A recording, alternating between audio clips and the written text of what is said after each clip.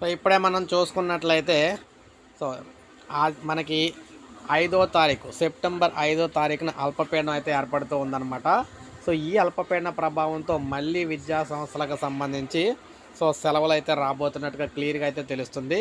ఎందుకంటే మనం చూసుకున్నట్లయితే రాష్ట్రానికి సంబంధించి మనకి శుక్రవారం నాడు అయితే తీవ్ర వాయుగుండం అయితే ఏర్పడుతుందని చెప్తూ ఉన్నారన్నమాట.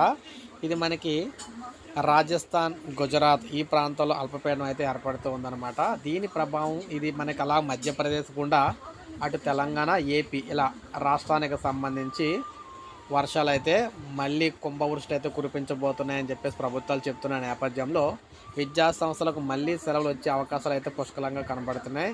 ఎందుకంటే ఇప్పటికే చాలా వర్షాలతో అతలాకుతలమైన రాష్ట్రంలో ఇప్పటికే జనజీవనం స్తంభించిపోయే పరిస్థితి అయితే వచ్చింది. ఈ నేపథ్యంలో విద్యార్థులకు స్కూల్ పెట్టినట్లయితే ఖచ్చితంగా ప్రమాదాలు జరిగే అవకాశం ఉంటుంది. కాబట్టి విద్యా సంస్థలకు అయితే జిల్లాలకు సంబంధించి అధికారులు అయితే ఏ జిల్లాలో అయితే వర్షాలు పడతాయి ఆ జిల్లాలో సేవలు అయితే ఇస్తూ ఉంటారన్నమాట. ఆల్రెడీ అధికారాలు అయితే ఇవ్వడం అయితే జరిగింది. అలా కొన్ని జిల్లాలకు సెలవులు కూడా ఇస్తూ ఉన్నారు. ఈ నేపథ్యంలో మళ్ళీ మనం చూసుకున్నట్లయితే ఈ విధంగా గురువారం ఏదైతే అల్పపీడనం అయితే స్టార్ట్ అవుతుంది. శుక్రవారం నాడు ఇది వాయుగుండంగా మారుతుంది. ఈ నేపథ్యంలో సెలవులు అయితే ఇవ్వబోతున్నట్టుగా తెలుస్తుంది. అంటే ఏ జిల్లాలో వర్షాలు వస్తే ఆ జిల్లాలో సెలవులు అయితే వస్తూ ఉంటాయన్నమాట. సో ఇది మనకి అప్డేట్ ఎప్పటికప్పుడు మీకు అప్డేట్ ఇస్తూనే ఉంటాను. ఒక లైక్ చేయండి, సబ్స్క్రైబ్ చేసుకోవద్దు, మన ఛానల్ సబ్స్క్రైబ్ చేసుకొని ఫాలో అవుతుంది.